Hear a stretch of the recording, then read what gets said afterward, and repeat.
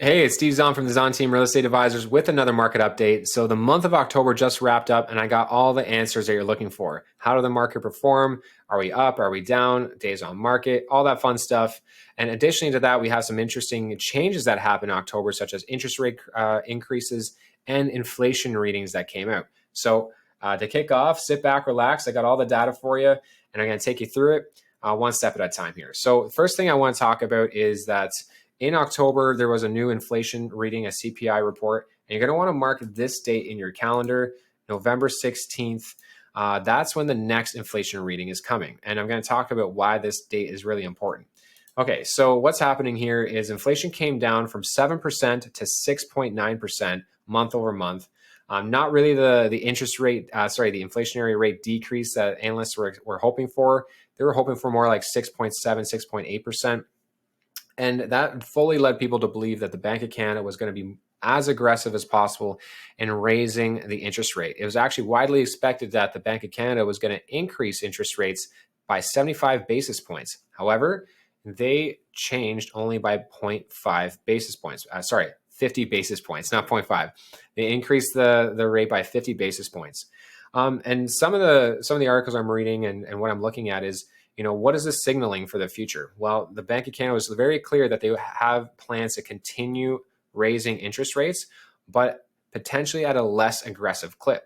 The reason being is that it's widely known or widely believed that when the Bank of Canada raises interest rates, that usually takes about 3 months for it to be felt in the economy. So we're just starting to feel the effects from those massive oversized rate hikes from the beginning of the year to the midpoint of the year. Those are really just starting to roll in now. So there could be some cautionary tales here where they don't want to over tighten, but still, let's not call it what it is here. It's definitely, they're still tightening and there's not any stimulus happening in the economy. It's still tightening, just less aggressive. So that's kind of what happened in the month of October. So we got a 50 basis point increase on the interest rate. So you'll feel that immediately on your variable rate. And also the CPI data came in at 6.9%. So what kind of effects did that have on the real estate market? And before we get into that, I just want to cover a couple more things here. Like I said, November 16th, that's the next inflationary reading. So we're really hoping that this inflation reading comes down and we're showing meaningful progress. That's probably going to signal to the Bank of Canada that they're winning the battle on inflation. It's starting to come down, and they'll likely be not stopping tightening. They'll be less aggressive. So if you're on a variable rate mortgage, expect to have more increases in your rate. And if you do find a really good opportunity to lock into a fixed rate, now could be the time. There's lots of strategies out there as well if you're buying a house, such as going into a 3-year mortgage versus a 5-year mortgage, or a 2-year mortgage versus a 5-year mortgage. The reason being is that you might want to hedge against the fact that the bank might have to start stimulating the economy again in the next couple of years, which will obviously see the interest rates come down lower. Okay, so to give you that information, I want to kind of pop into another area here. And this information is brought to you by Frank Mortgages. They're our mortgage partner here, and they have some really good data. And what I wanted to show you is the interest rates. So right now, if you're getting an insured mortgage, which is something that is less than 20% down, you're getting a rate discount. And if you're 20% or above, this is the rates you're paying. Right now, the best rate on the market here is 4.84%, and that's on a high ratio mortgage, so under 20% down. And then as you can see here, it's a note here. The 3-year fixed is 5 basis points higher since mid-October. Note that the 2-year fixed and the 3-year fixed are currently higher than the 5-year fixed. Usually, the 3 and 2 years are lower than the 5-year fixed because you're locking in for a shorter term.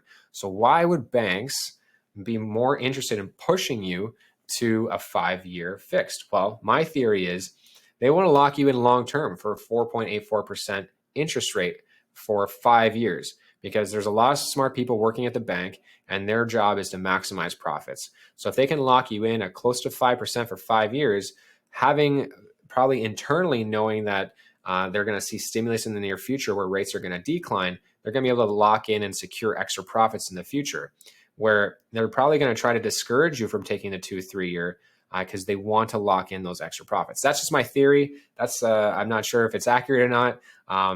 So, but that's what I would do. I would be like, okay, I'm looking at a 4.85, 5.14% mortgage over the 4.84. And is it worth the risk to take that shorter term mortgage so I can hedge my bets that in the next 2 years, maybe 3 years, that interest rates are going to come down. The government's going to be, forced to start stimulate the economy again because they've been tightening it for, probably 20 this year, and then 2023 it's going to be tight as well. So there's going to be a time where stimulus is going to be introduced back into the marketplace, which will see interest rates come down. That's my theory. And with them making these rates higher than the 5-year, I feel like that theory might be checking out here. Some other interesting things that you might want to know about Frank Mortgages and Us. They do have a mortgage cash back for anyone that applies to the Zahnd team. And you can, we'll get you that link in the video. We'll make sure that we send that to you in an email update as well. So if you do want to apply for the mortgage and receive the cash back, that's the offer for you. And then here's just some other interesting information that happened in the marketplace here. So the bond year rates are 10 points higher since the beginning of September. And there we go. That's essentially it right there. I covered everything else in this document. And if you have any questions, feel to reach out to the Zahnd team. We'll be happy to help you. Okay, so I covered inflation, covered the interest rates increasing, and now let's get into the real estate market. I hope that information was helpful for you, because it's really important to know that information, because without knowing it, you don't really know what's happening in the real estate market, because there's a direct correlation with what's going on there and what's going on in the real estate market. So as you see here, I've charted out the last couple of updates in terms of market updates that I've done with new interest rates, kind of show you where the trend is going. And as you can see here now, the variable rate mortgage is actually higher than the fixed rate mortgage if you're going for a high ratio mortgage. So highly recommend, if you are going, try fixed, do it for a shorter term than a 5-year, and I think you'll be happy in the long run. All right, so jumping into the inventory about what's on the marketplace, getting into the real estate market. So currently right now, we're sitting at 211 units on the market. That's our active inventory. And the 5-year average is 199 units. So we're only about 6.24% above our average. So we're right in line with our averages, which is great. That's not showing us that's a crazy buyer's market where there's way too much inventory. And now we're not in that ridiculous seller's market where there's no inventory at all. Because as you can see here in the chart that I have, you can see that inventory was at devastating levels last year. And now we're kind of close to this black line, which is our 5-year average. The green line's this year, and the blue line was last year. So it's much nicer to have this inventory. Buyers have options, and sellers do have options with buyers as well, because I'll show you that there is outflow. There are people buying homes. So yeah, if you are a seller, this is a potential good time to get onto the market, because there's a lot of listings. A lot of people are waiting till the spring now. So if you're looking for serious buyers and you want to not have a ton of competition, now is a good time as well. And if you're a buyer, now is the right time as well, because you have serious sellers. And I'll show you all that, why now is a really great time, when a lot of people wait for the spring. I can show you data that will show you that there's still opportunity in this marketplace right here. Okay, so that's the inventory, what it's looking like. Our asset classes: singles, semis, towns, condos, all pretty balanced. There's a bit of a oversupply in single family detached homes right now, and then everything else is under the 5-year average. Okay, perfect. Moving on to supply coming into the market. So what's the trend of supply coming in? Well, we saw that in October, we had 194 properties hit the marketplace, which is 6.3 homes per day. So just slightly under our 5-year average. It's a 20% decrease, which is actually a good thing. We don't want a lot of inventory flooding the market right now. So it's actually a good thing that the inflow is down, because as you saw, our inventory is already at 5-year averages. So if we did hit our 5-year average numbers, we'd have too much inventory on the market. So we're coming in around 6.3 homes a day. On the outflow side, how many homes are being sold? What we had is 152 sales, which is a clip at 4.9 homes per day. So again, it's holding steady with a 25% decrease in units sold. And that's been the case since essentially April, where we had our last month where home sales were above our 5-year averages. As you can see here, we had a 19% drop in unit, 25% drop in unit sales, and we got 40% drops. And this was the peak of inflation. If you actually match it up, July and August, if I'm going to go look back here and I look at July, June, July, we were at 7.6. And then in August, we were at 7.6. August, we were at 7. And then in June, we were at 8.1%. And if I'm looking here, we had July was a 40% shortage in sales as typical of our 5-year average, was right around that peak inflation time. Now in September, we're at back down to 25% shortage, and again 25. So it's a pretty consistent theme here, but 25% less units are selling on average over the last 6 months. So 4.9 homes flowing out of the market. So inventory coming in again is around 6.3. Inventory going out, being sold, is 4.9. And then inventory also leaving, this is failed sales, so homes failing to sell, came in at 98 homes failed to sell in October, which puts us at a clip of 3.2 homes a day. Okay, that's up 46% from our 5-year average. So homes are still failing to sell at a pretty accelerated pace. However, if we look at the peak, which was around 5.5 homes a day, 166 homes failed to sell back in this inflationary peak that we had back here. And now we're all the way back down to 3.2, which is the lowest amount of failed sales we've had since essentially we ended the crazy bull run that we had in the real estate market. So average sale prices topped out in April here. And as you can see, the real estate market was already starting to show signs that it was going to soften, right? We had, almost no homes fail to sell. We had 8 homes fail to sell, 26, and then all of a sudden, boom, 83, 123. Things started to hit the market. More inventory was flooded in the market. More failed sales were happening. And then we had 164, 166. So based on where we were, it looks like the real estate market is stabilizing and finding its balance right now. So we had a lot of months of uncertainty. And I'm going to show you another indicator why I think the real estate market is balancing, even with inflation readings, because they're coming down. It didn't go down a ton, but it came down enough to show the trend is still going down. And the less aggressive interest rate hike probably saying to the market that this is kind of where we're going to find some stability here. So we're seeing some stability in the inflow and outflow numbers, right? We're pretty consistent, around 15 to 18% down in inflow over the last 3 months. Our outflow, is looking around 25% over the last 2 months. That's being a consistent number here. Failed sales is coming down to what's one of its lowest areas we've seen in a long time. And the sold days on market, this was actually at 32 days in my mid-November check-in. And now it's at 29 days, which is now showing a nice flat lining of homes sitting on the market, right? So, back down to 8, went up to 27, hit 32 in mid-October, and now back to 29. So it looks like we're stabilizing here. So as you can see, we have a couple months back to back where numbers are stabilizing. And another interesting indicator here is the list price to sale price ratio. What I like about this is it kind of shows us that what are buyers and sellers willing to agree upon, right? So sellers, when they were trying to adjust in this marketplace, they were dropping their price aggressively to meet the demands and meet the buyer at what they were willing to pay. So the market's always where a willing seller and a willing buyer is willing to meet. So the sellers were up here, buyers were down here, and the sellers had to come down to meet the buyers because the buyers were no longer coming up to meet the sellers. That's why I see that this 93% was essentially signaling that was our peak of sellers listing, much higher than buyers were willing to meet them. And now that we're going back up 95 and now 96% in October, is that now the sellers are listing more closely to where buyers are willing to meet them. It's not the market where you put your home up for whatever you want and get 20% more no matter what you ask for anymore. It's now, okay, where is the market? How do I position myself to win in this marketplace? And then position myself in a manner where I'm being absorbed over other homes on the market.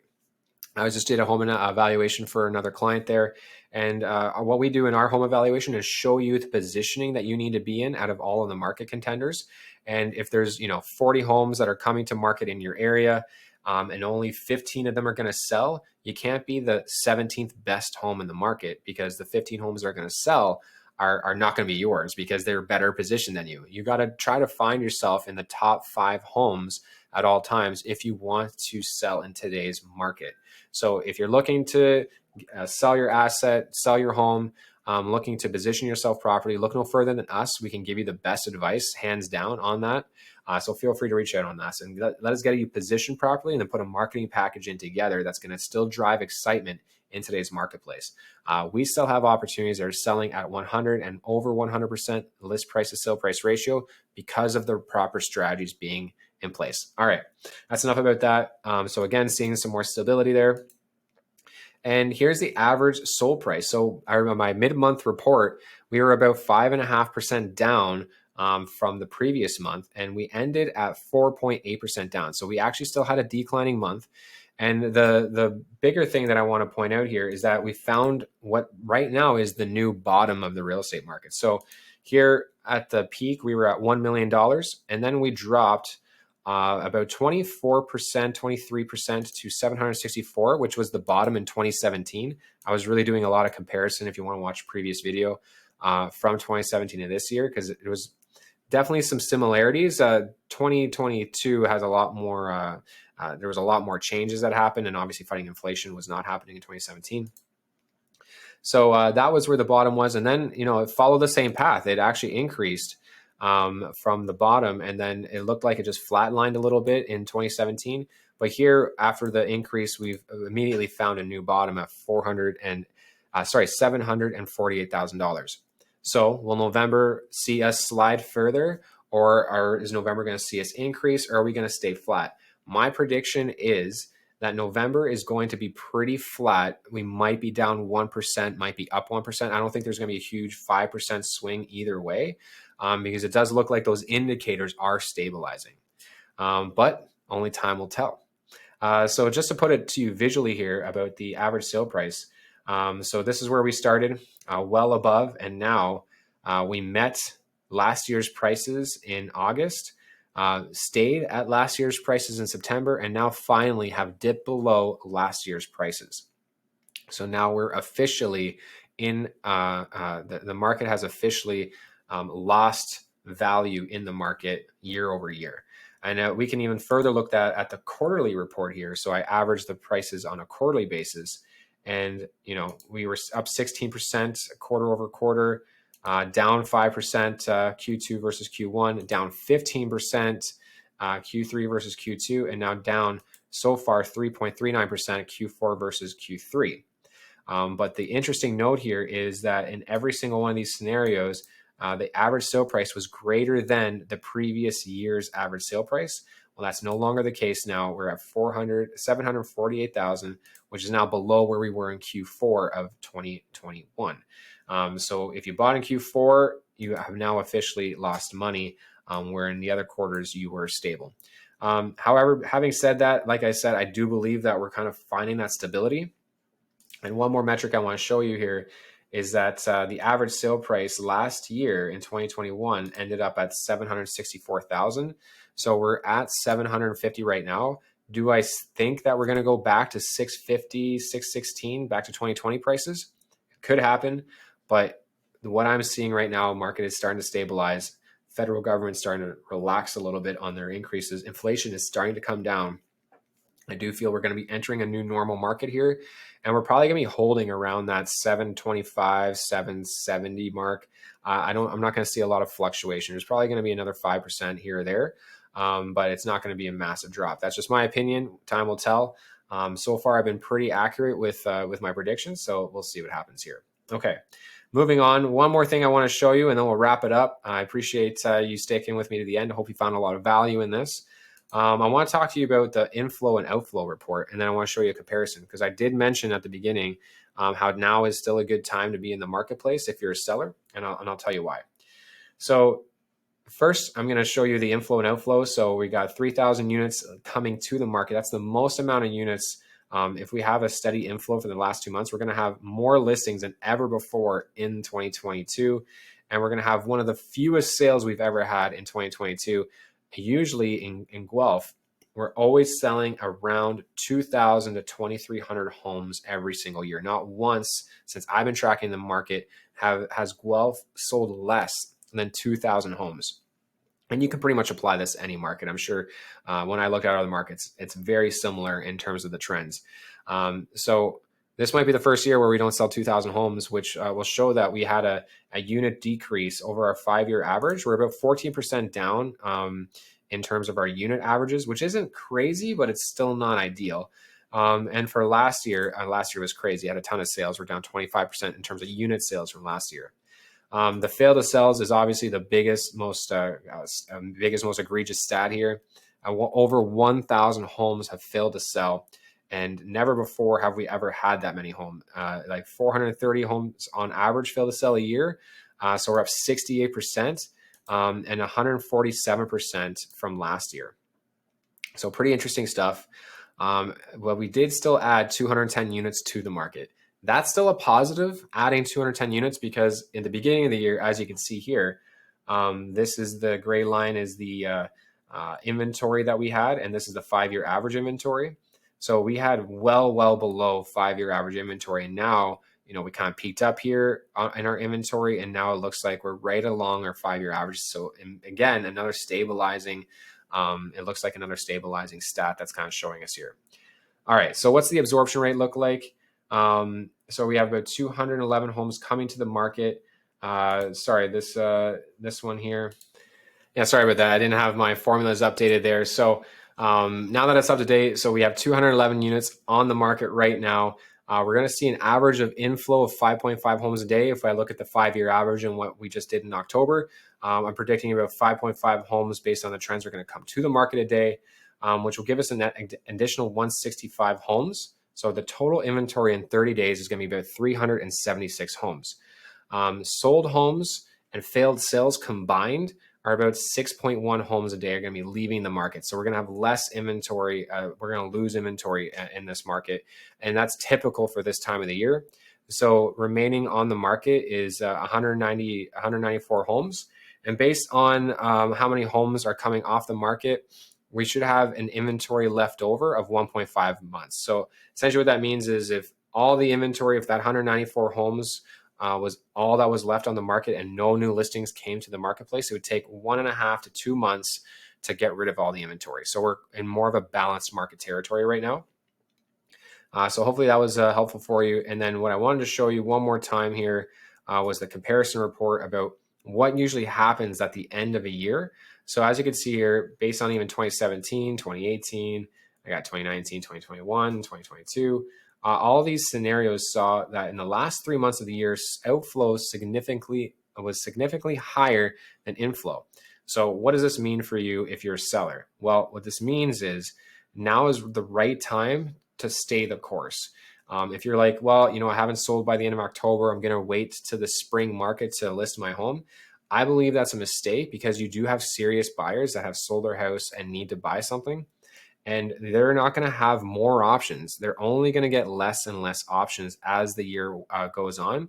Because as you can see here, listings just stop coming to the market at the end of the year. And that's been an indication over the last 5 years.